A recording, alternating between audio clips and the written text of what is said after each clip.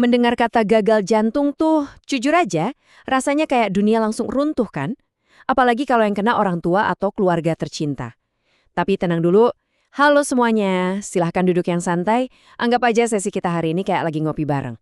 Kita bakal bedah bareng-bareng informasi resmi dari Kementerian Kesehatan dan pedoman dokter jantung di Indonesia. Kita cari tahu sebenarnya apa sih yang terjadi, dan yang paling penting apa yang bisa kita lakuin di rumah tanpa perlu panik berlebihan. Oke, mari kita langsung selami ini ya. Hal pertama yang wajib banget kita lurusin adalah mitos yang super menyeramkan ini. Pas dengar kata gagal, otak kita pasti otomatis mikir, waduh, rusak total nih atau mati nih. Pertanyaannya, apakah gagal jantung berarti jantung kita beneran berhenti berdetak? Jawabannya sama sekali enggak. Kalau jantung berhenti total, itu namanya henti jantung atau cardiac arrest. Gagal jantung tuh beda banget. Jantung Anda masih berdetak kok. Jantung Anda masih kerja keras setiap detiknya buat bikin Anda tetap hidup. Masalahnya cuma satu, jantung Anda itu lagi bener-bener kelelahan. Nah, kalau kita lihat penjelasan medis dari Ayo Sehat punya Kementerian Kesehatan, gagal jantung tuh kondisi di mana otot jantung kita mengalami kelemahan. Bisa dari strukturnya, bisa juga fungsinya. Karena ototnya melemah, jantung jadi ngos-ngosan buat mompa darah kayak oksigen ke seluruh tubuh kita. Bayangin deh kayak ada orang yang udah capek banget tapi disuruh ngangkat beban berat. Dia masih bisa sih ngangkat, tapi ya gerakannya lambat, gemeteran, dan gak sekuat biasanya kan? Nah, kurang lebih kayak gitulah kondisi otot jantung keluarga kita yang lagi ngalamin masalah ini. Biar gampang ngebayanginnya, kita lupain dulu deh soal anatomi pembuluh darah yang rumit-rumit itu. Bayangin aja tubuh kita ini kayak sebuah rumah 2 lantai yang gede. Nah, jantung Anda itu adalah mesin pompa air utama yang letaknya di lantai dasar. Tugas si pompa ini jelas, nyedot air, terus ngedorongnya ke seluruh pipa di rumah.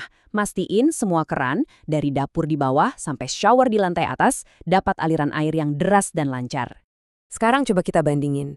Pompa air yang normal dan sehat pasti dorong airnya kencang banget. Kita buka keran di lantai 2, air langsung nyembur deras.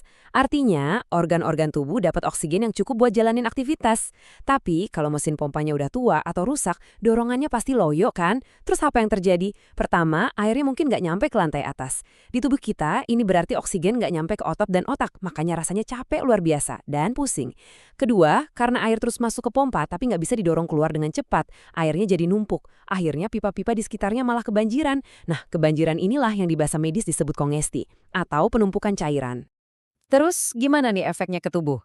Secara sederhana, jantung kita kan punya 2 sisi ya, kiri sama kanan. Anggap aja kayak 2 pompa yang kerjanya sebelahan.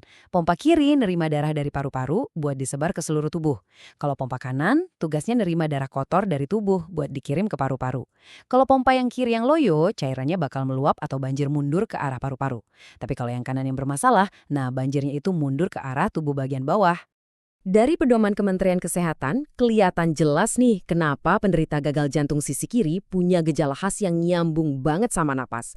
Karena paru-parunya kebanjiran cairan tadi, mereka jadi ngerasa sesak napas, apalagi pas lagi rebahan. Kenapa coba? Soalnya pas kita berdiri, gravitasi kan narik air ke bawah paru-paru. Tapi begitu kita tiduran, cairannya nyebar, nutupin area paru-paru yang lebih luas, bikin mereka ngap-ngapan kayak orang mau tenggelam. Makanya nggak heran kalau malam-malam mereka sering kebangun gara-gara batuk atau sesak dan butuh bantal banyak banget biar bisa tidur nyenyak. Belum lagi karena oksigennya kurang, jalan ke kamar mandi aja rasanya udah capek banget. Nah, yang menarik buat dibahas di sini adalah gimana gravitasi mainin peran gede banget di gagal jantung sisi kanan. Kalau pompa kanan yang ngadat, cairan numpuk di tubuh bagian bawah. Efek gravitasi bikin kaki, pergelangan kaki, atau betis jadi bengkak. Kita sebutnya edema. Cairan ini juga bisa lari ke rongga perut, bikin perut kelihatan bengkak atau asites. Karena perutnya neken lambung, akhirnya pasien sering mual, begah, dan malas makan. Oh ya, pas tiduran malam-malam, cairan di kaki ini jalan lagi masuk aliran darah. Nyampe deh ke ginjal. Ujung-ujungnya, pasien harus bolak-balik ke toilet buat buang air kecil di tengah malam. Repot kan? Dengerin semua gejala tadi, emang rasanya agak berat ya. Bikin kepikiran. Tapi, tenang, jangan khawatir dulu. Ini justru bagian yang paling penting buat kita sebagai keluarga. Selain ngandelin obat dari dokter, kita tuh punya kendari yang lumayan besar loh di rumah. Pertanyaannya, langkah praktis apa sih yang bisa kita lakuin tiap hari buat ngebantu ngeringanin beban pompa air yang lagi ngos-ngosan ini? Kalau ngikutin pedoman dari Perki, merawat pasien di rumah itu kuncinya ada di kedisiplinan yang penuh kasih sayang. Pertama, ini wajib banget, kurangi asupan garam drastis. Garam itu sifatnya kayak magnet air. Makin banyak garam yang dimakan, makin banyak air yang ketahan di dalam tubuh. Artinya, banjirnya makin parah, pompanya makin megap-megap. Kedua, batasin minum cairan sesuai anjuran dokter. Ketiga, biasain nimbang berat badan tiap pagi, abis buang air kecil dan sebelum sarapan. Dan keempat, pastiin banget obat-obatannya, terutama obat peluru kencing atau diuretik, diminum rutin. Obat ini jagoannya buat nguras genangan air di rumah kita tadi. Jadi, poin krusialnya ada di satu angka yang wajib kalian ingat.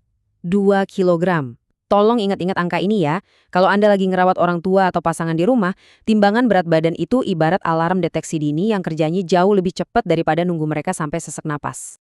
Kita sebut ini aturan 3 hari. Kalau berat badan pasien tiba-tiba naik 2 kilogram atau lebih, dalam waktu cepat ya, katakanlah 3 hari berturut-turut, itu bukan berarti mereka tiba-tiba gendut karena lemak loh ya.